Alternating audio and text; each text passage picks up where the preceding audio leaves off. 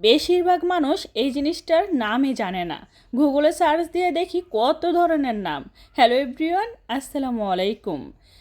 নিচে যাওয়ার পর দেখি একটা ব্যানে করে একটা মামা এই জিনিসটা বিক্রি করতেছে। দেখার সাথে সাথেই কিনে ফেলেছি, কারণ এই জিনিসটা আমার আম্মুর খুবই পছন্দ।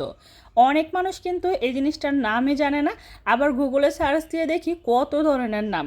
আচ্ছা, আপনারা কি এই জিনিসটা চিনতে পেরেছেন? যদি চিনে থাকেন তাহলে কমেন্ট করে জানাবেন। আর যদি কেউ চিনতে না পেরে থাকেন তাদের জন্য আর কিচ্ছু বলার নাই, কারণ এটা গ্রাম অঞ্চলে খুব বেশি চলে। আর সেটাই আজকে আমি আপনাদের সাথে রান্না করে দেখাবো। কিভাবে রান্না করতে হয় পুরোপুরি ভিডিওটা শেয়ার করব। তো প্রথমে এগুলো আমি সুন্দর করে ছিলে কুটে নেব, একদম ডাটা যেভাবে ছিলে তো সেইভাবে ছিলে সুন্দর করে কেটে কুটে নিয়েছি। আর এই তো দেখতেই পাচ্ছেন একদম অল্প একটু হয়ে গিয়েছে, কতগুলো ছিল না। তারপরে ছিলাছিলির কাজ শেষ করার পর দেখি একদম একটুখানি হয়ে গিয়েছে। খুব ভালোভাবে ধুয়ে নিয়েছি। আজকে আমি রান্না করব লইটা শুটকি দিয়ে, সেই জন্য পেঁয়াজ, রসুন, কাঁচামরিচ কুচি করে নিয়েছি, বেগুন কেটে নিয়েছি, সেই সাথে আলু আর হচ্ছে বিচিওয়ালা শিম। এই সব কিছু সুন্দর করে কেটে কুটে একদম ভালোভাবে ধুয়ে ক্লিন করে নিয়েছি। প্রথমে আমি যেই কাজটা করব সেটা হচ্ছে শুটকিগুলো খুব সুন্দর করে ভেজে নিব। লইটা শুটকিটা আমি পরিমাণ মতো নিয়েছি, আপনারা চাইলে বেশি বা কম নিতে পারেন। এগুলো খুব ভালোভাবে ভাজা হয়ে গেলে এইখানে আমি যেটা করব, পানি দিয়ে দিব, কারণ গরম পানি দিয়ে একটু ধুয়ে নিতে হবে। তাই আমি সবসময় যেটা করি, শুটকিটা যেই পাত্রে ভাজি সেই পাত্রেই আমি পরিমাণ মতো পানি দিয়ে দিই।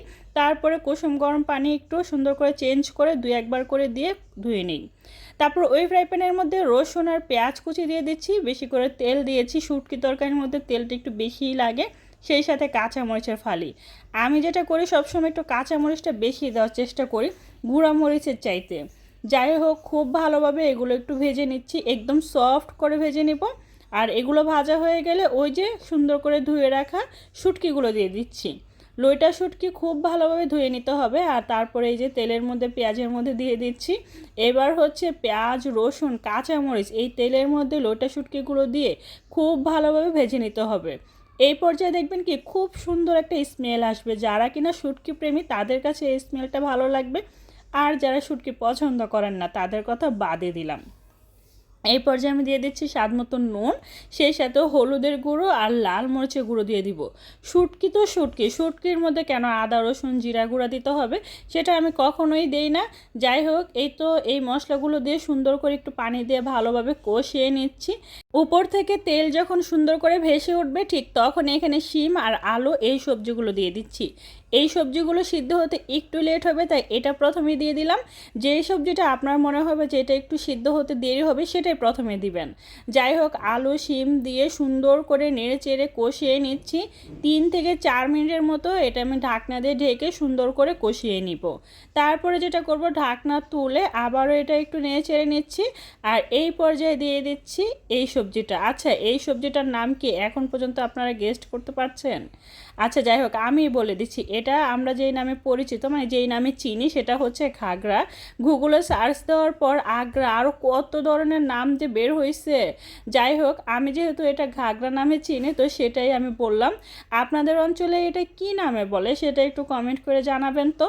ঘাগরাগুলো দিয়ে সুন্দর করে একটু নেড়ে চেড়ে তারপর উপর থেকে বেগুনগুলো দিয়ে দিচ্ছি, কারণ বেগুন সবজিটা একদমই সফট, এটা কিন্তু একদম বেশি সময় লাগে না, গলে যায়। তো এটা সবার লাস্টে দিয়ে এবার সুন্দর করে নেড়ে চেড়ে ঢাকনা দিয়ে ঢেকে দিব। আর শুটকি তরকারি একটু মিডিয়াম আঁচে রান্না করলে আমার কাছে বেশি ভালো লাগে। শুটকির মধ্যে কিন্তু কোনো প্রকার পানি দেওয়া লাগে না, এই যে সবজি থেকে যে একটু একটু পানি উঠেছে না, সেই পানি দিয়ে আমি এই তরকারিটা একদম শুকনো শুকনো করে রান্না করব। আপনারা যদি প্রথম থেকে শেষ পর্যন্ত দেখেন তাহলে বুঝতে পারবেন যে আসলে রান্নাটা কেমন হয়েছে। আর আপনাদের কারোর সাথে যদি আমার এই রান্নাটা মিলে যায় তো কমেন্ট করতে ভুলবেন না, ঠিক আছে? কারণ সবাই তো আর একরকম করে রান্না করে না, অনেকে অনেকভাবে রান্না করে। আর একটা মজার বিষয়, এই রান্নাটা করার পর আমি লাস্ট ভিডিও করতেই ভুলে গিয়েছি, মানে এই স্মেলে আমার এত বেশি খেতে ইচ্ছে করতেছিল, রান্না কমপ্লিট হওয়ার সাথে সাথে আমি খেয়ে নিয়েছি। তাই লাস্ট পর্বে যে ভিডিওটা সেটা আপনাদের সাথে শেয়ার করতেই ভুলে গিয়েছিলাম। তো যাই হোক, সুন্দর করে রান্নাবান্না ডান করে আমি খেয়ে ফেলেছি। লাস্টে আপনাদের সাথে মনে হলো একটু ভিডিও শেয়ার করতে হবে। তো ভিডিওটা ভালো লাগলে লাইক কমেন্ট শেয়ার করতে ভুলবেন না, চ্যানেলটা সাবস্ক্রাইব করে রাখবেন, পেজে লাইক ফলো দিয়ে সবসময় সাপোর্ট করবেন। সবাই ভালো থাকবেন, আল্লাহ হাফেজ।